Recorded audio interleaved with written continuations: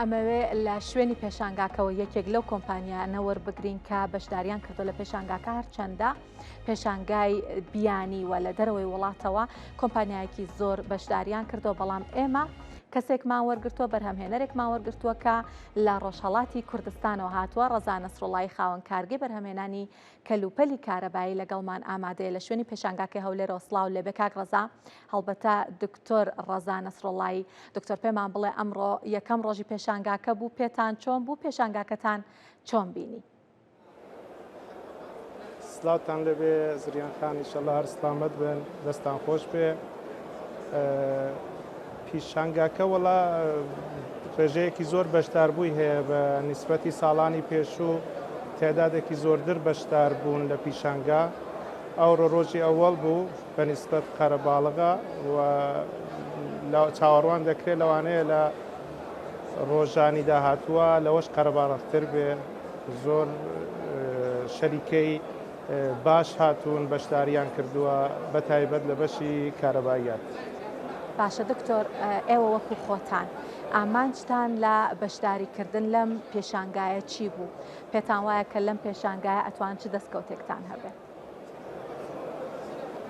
وەڵی جا لە پیشانگا بەشدار بووی هەر کەسێک کە بەشداری دەکات لە پیشانگا دەیەوێ ئەو شتەی کە دروستی دەکات لە مەعمەلی خۆی، لە ئەو کارگای خۆی پیشانی خەڵکی بدا، بتوانێت ڕاستەوخۆ لەگەڵ مشتری دابنیشێ و ئەو شتەی کە ئەو دابینی کردووە ئەو دروستی کردووە پێنیشانی ئەو مشتریانێ بدا کە دێنە پیشانگا. باشە کاک ڕەزا، بێگومان کۆمپانیای بیانی زۆر بەشداریان کردووە لە پێشانگاکە، حتمەن ئێوەش بە تایبەتی لانی کەم لە بوارەکەی خۆتان سەردانی شوێنە جیاوازەکانتان کردو لە پێشانگاکە لە ڕووی کواڵیتی بەرهەمەکانەوە. هیچ جیاوازیەک بەدی ئەکرێت لە نێوان بەرهەمەکانی هەرێمی کوردستان و با بڵین ئێران لەگەڵەوە بەرهەمانی کە لە دەرەوەی ئەم ناوچەیە هاتوون، بۆ نمونە لە ئەوروپا بەشداریان کردووە لە ڕووی کواڵیتی بەرهەمەکانەوە؟ وەڵا بەرهەمەکان بڕێک جیاوازن، ئەوانەی وا لە کوردستان و لە ئێرانەوە دێن بە نیسبەت لە هایتێکبوونە بڕێک کەمترن، ینی تۆ ئەو شتانەی مربوط بە سۆلار و مربوط بە وزەیە ئینڤێرتێر، شتانی مربوط بە ئێلکترۆنیات ئێلکترۆنیکی بێت، زۆرتر لە وڵاتانی وەکو چینەوە هاتوون. وەلی خۆ ئەوانەی وا کوالیتی مربوط بە هایتێکبوونیان کەمترە لە تورکیە و لە ئێرانەوە زۆر بەشداریان کردووە و بە نیسبەت ئەو شتەیە تێدا دەبیندرێت کە وڵاتی چین بە تایبەتی زۆر ڕێژەیەکی زۆر بەشداریان کردووە لە بە تایبەت کارەباییاتە. باشە دکتۆر، باسی هایتەک و تەکنەلۆژیای نوێتان کرد. ئەم تەکنەلۆژیا نوێ لە بەرهەمەکانی خۆمانە لە ئاستێکی کەما ڕنگدانەوەی هەبووە یاخود نا؟ بەرهەمەکان هەر ئەو بەرهەمە کلاسیکیانن کە تا ئێستا هەبووە و بەردەست بووە، هیچ ڕنگدانەوەیکی نەبووە لە بەرهەمەکانی، بۆ نمونە ئێوە کە لە ئێرانەوە هاتوون؟ وەڵی ئێمە دەبێت شتێک قبول بکەین کە تەکنۆلۆژی ئێلکترۆنیک شتێکە ناتوانین ئێمە بڵێن وڵاتێکی وەکو ئێران حتا تورکیەش بتوانێت مقابلە بکات لەگەڵ وڵاتێکی وەکو چین، چون ئەو شتانە هێندە تەکنۆلۆژیان لەسەرەیە، لێرە ناتوانانی زۆر کاری لەسەر بکەیت. و من پێم وا هەیە ئەگەر ئێمە بمانەوێ وڵاتانەمان هەموو پێشکەوتوو بوون، چ وڵاتی کوردستان بە تایبەت و ئێران یا حتا تورکیە و عراقیش دەبێت لە ئێلکترۆنیک پێش بکەوین. ڕێگای پێشکەوتنی تەکنۆلۆژی لە ئێلکترۆنیکەوە دەست پێ دەکات کە ئێمە بەداخەوە هەموو زەعیفی لە کارەبا نا. ئێلکترۆنیک شتێکە دروستکردنی شتی زۆر وردەکە لە نێو ئەو شتانەی کارەباییەتی جەدیدا هەیە.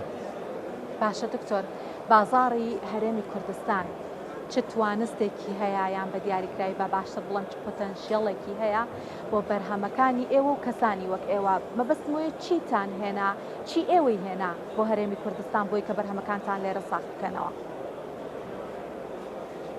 وەڵی خۆ بازاری کوردستان و بەعام عێراق بازارێکی زۆر پێویستی بە کارەباییات بۆ بەدایبەت خۆتان دەزانن لە دوای شەڕ و ئەوانەدا کە زۆری ئەو شتانەی کە ئەسڵ بووە لە کارەباییاتە هەموو تێک چووە و ئێستاش هەموو خۆشببختانە خەریکە ساز دەکرێتەوە نۆژن دەکرێتەوە بەو هۆیەوە هەموو شەریکەکان خۆیان ویستویانە لەو شوێنە بەشدار بن و لەو بەشەی کە نۆژەنکردنەوەی شار و بەخەرا و شتەی مربوط بە سەنعەت و ئەوانەیە بەشدار بن خۆشتان دەزانن لار حاڵات سەنعەت و ئەوانە بە پارە ڕەبتی هەیە و پارەش بەنسبەت لێرە باشە.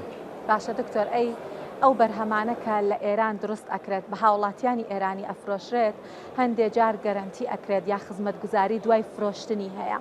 ئێوە کە بەرهەمەکانتان لە ئێرانەوە ئەهێنن و لە هەرێمی کوردستان ساغیەکەنەوە ئەم خزمەتگوزاریانەتان هەیە بۆ هاوڵاتیانی هەرێمی کوردستانیش یان هەر پێیانە فرۆشن و تەواو؟ نا بەدڵنیاییەوە هەمان ئێمە شەریکەی خۆمان کە شەریکەی EMEە لە هەرێمی کوردستان ئەو شەریکەیە سەبت کراوە لە بەناوی کۆمپانیای ئێمە بەشدار هەین هەر مشکلێک بێتە پێشەوە حتا ئێمە دوو شەریکەی گەورەی ئێرانی بنێوی ئەلبۆرز کەیبل کابلی ئەلبۆرز و شەریکەی تێل ئالۆمتێک ئێمە ئەو دوو شەریکەیە بەنێوی ئێمە بێندۆر لیستن حتا ئەوانیش ئەگەر ئەو کارشتانەی کە دەینێرن کوالیتی لە خوارێ بێ ئێمە دەبێ بتوانین جواب دەینەوە هەر بەڕسمی نەک ئەوەی کە فقط قسە بێت ئێمە هەرچی هەیە هەمووی بە کوالیتیەوە دێت و دوای ئەوەش هەرچی پێویست بێ بۆ دوای پرۆژەکەش تا چەند ساڵیش ئێمە خزمەتگوزاری دواییمان هەیە. سپاس دکتۆر ڕەزا نەسڕوڵڵاهی خاوەن کارگەی بەرهەمهێنانی کەلوپەلی کارەبایی لە شوێنی پێشانگای بیناسازی هەولێرەوە کە لەگەڵمان ئامادە بووە.